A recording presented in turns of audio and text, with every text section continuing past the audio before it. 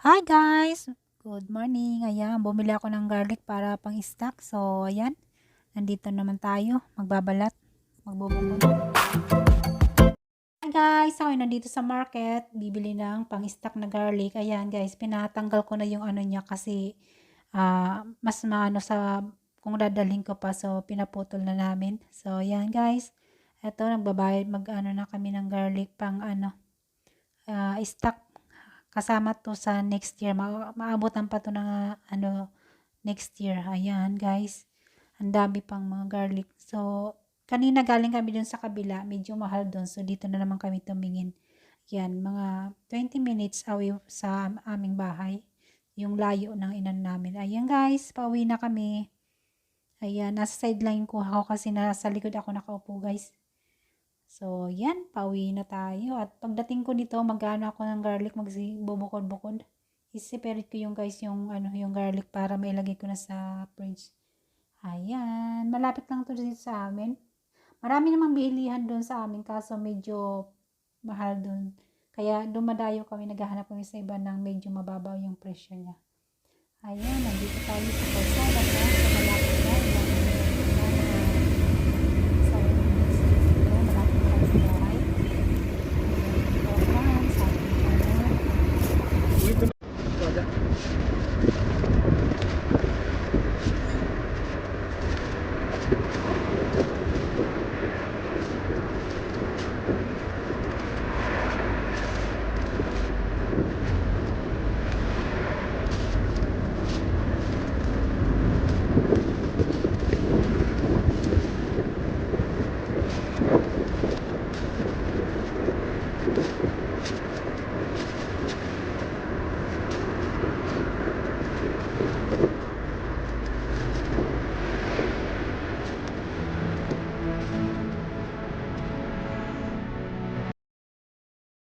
Guys, ako'y ano, bubukod-bukod ditong garlic yung nabili ko.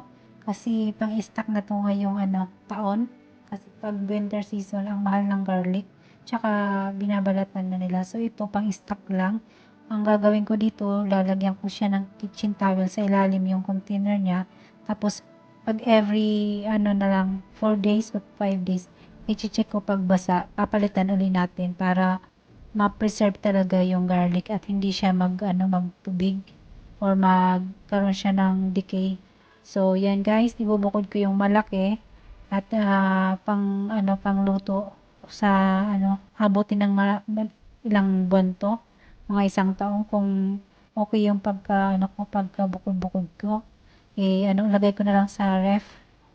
Ko na lang. Pero yung maliliit, pwede siyang gawin pang pickles or pangluto, yung unahin ko. So, ngayon, ibubukod ko siya. Tatanggalan ko lang siya ng konting yung balat niya. Hindi naman lahat, hindi ko muna babalatan. May ano naman siya. Yung sa dry lang sa ibabaw. Yun lang tatanggalin ko, guys.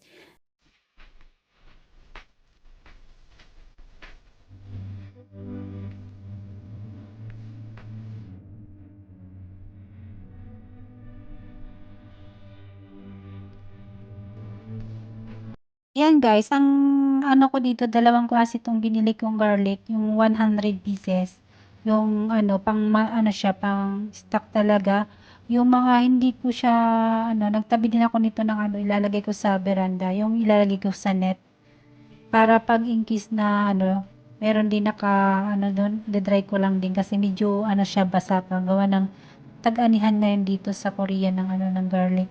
So ngayon, mag-separate lang ako dito ng yung mga maliit tsaka yung malaki. Tapos kung medyo may mabalatan man, ibubukod ko siya at yun ang iunahin kong ipangluto. Pag gagamit ko pangluto, guys. So ganito ako dito ng ng garlic. Nabili ako pag mga June na kasi ang daming mga harvest ng garlic. May, June, mga katapusan ng May, tsaka sa June. So, mga pang-stock talaga yan guys. Kasi pag winter, walang ang mahal ng garlic. Mga ginagamit talaga siya sa mga sa mga kimchi o kaya sa pangluto. At saka, matagal naman to, okay naman siya pag magaling ka lang tabi o yung kasi hindi naman siya agad nasisira basta hindi siya mabasa. Kasi 'di ba 'pag magtubig, so tatanggalan mo na lang ng ano siya ng papalitan mo lang siya ng kitchen towel. Ayan guys. Pag ano, i-check mo lang siya palagi para hindi siya magkaroon ng ano basa yung skin. So, saka pag nilagay niyo ang garlic dun sa fridge, mas madali siyang balatan. At ano, pag marami kayong babalatan ng garlic, kailangan din talaga maglagay kayo ng ano, maggamit kayo ng glove o kaya ilagay mo niyo na lang sa tubig yung garlic para hindi kayo magkaroon ng ano, kasi yung katas ng garlic nakakasunog sa skin ng ano ng kamay. So puputok siya pag nagkaroon siya ng tubig yung sa ano mo. Kasi maano siya, matapang. Lalo na yung isang garlic na ano kasi parang dalawa ang klase ang garlic. Yung isa medyo manghang, sobrang medyo manghang na ano. Yun yung matapang eh. Pero itong isang pinili namin, hindi siya masyado kasi nga yung maliliit, yun ang gagawin namin pickles. Ayan. Yun, ano guys, yun lang yung, ano, ganito lang ako pag nag-process na kung paano ako magtabi ng garlic, kung paano ko i-preserve yung garlic na hindi agad masisira kahit marami kang binili. So, yan guys. Basta wag lang siyang mabasa talaga at ano, maayos ang pagkalagay mo. So, ingat na lang din. Kasi kung bibili rin ng binalatan na, baka meron ano hindi natin alam. So, mas maganda na yung ganito. Bagong ani, mga ano, tapos walang ano, may balat pa siya. So, ikaw na lang ang magtsatsaga magbalat at magtatabi ng ano, kung saan mo ilalagay. Pwede siyang ihang dun sa veranda kung meron kayong ano, lagay nyo lang sa net na ano, yung buo pa yung ano, isang ano ng garlic. Pang matagalan din yung guys na gamit, mga ilang buwan din yung mga gamit. So, ganun yun ang ginawa ko nito. Meron sa fridge, meron sa labas.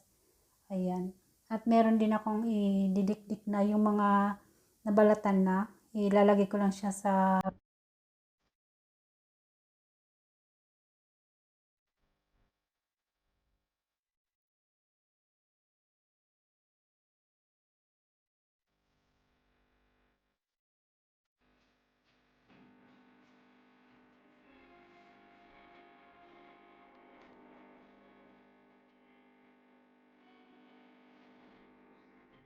para panluto lang. Ayan, para hindi masayang yung ano. Kasi itong binili ko na 150 pieces, nagkakalaga siya ng ano, 50,000 won. Kung sa ating mga 2,000 pesos, yun yung halaga. So, mahal na, di ba? So, kaya kailangan din natin yung ano. Pero mas mahal yung ano, yung binalatan na mas konti lang. Pag naubos na, bibili ko na. Pag naubos, ito pang matagalan. Ayan, guys, maingat lang din yan. Kaya ganito na lang gagawin ko. Bukod natin yung laki, mas maliit. Kasi, yung maliliit, pwede yung gawin pickles. Yung malaki pang luto na lang later. So, yan. Tayo ano, magbalat na ang ano muna nito. Ang dapat. Yan guys, tagaan ko muna itong pag-anuhan. Tatanggalan ng ano, ibabaw ng balat. Tapos, ano natin, ilalagay natin sa fridge pagkatapos.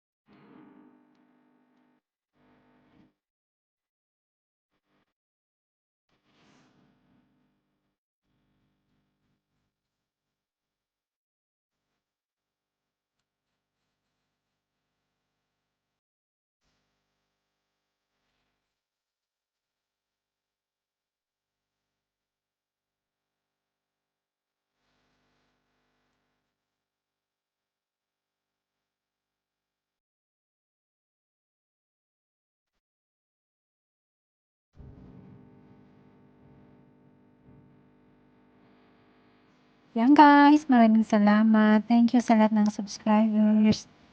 Thank you sa lahat ng mga ka-team, mga ka-members. Ayan. Thank you sa mga suporta nyo guys, sa mga ka-GC. Ayan, sa Team Aspiring, Bistad Kapatid, ayan, The Dream Team, Unity Team, Team Lutang, Korean Vlogger. Ayan, maraming salamat sa Kapulab, Koratsya. Ayan, thank you. Maraming salamat guys sa mga ka-chat ko palagi, sa mga suporta niyo.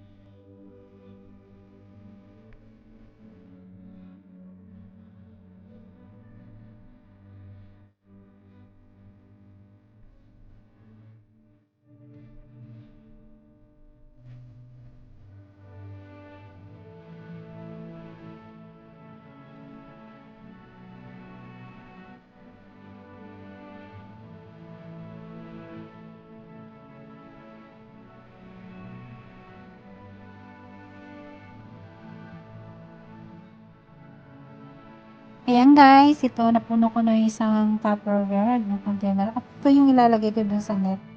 At ito na yung maliliit. So, yan. Meron pa akong 50 na hindi ko pa nagagawa dito. Ayan, ito yung pang pickles na 50 na kabukod siya. At ito na yung pang ano natin, gagalagay na natin sa, sa fridge. Ayan guys, natapos ko na yung 100 pieces. Yung 50 na yan. Ayan.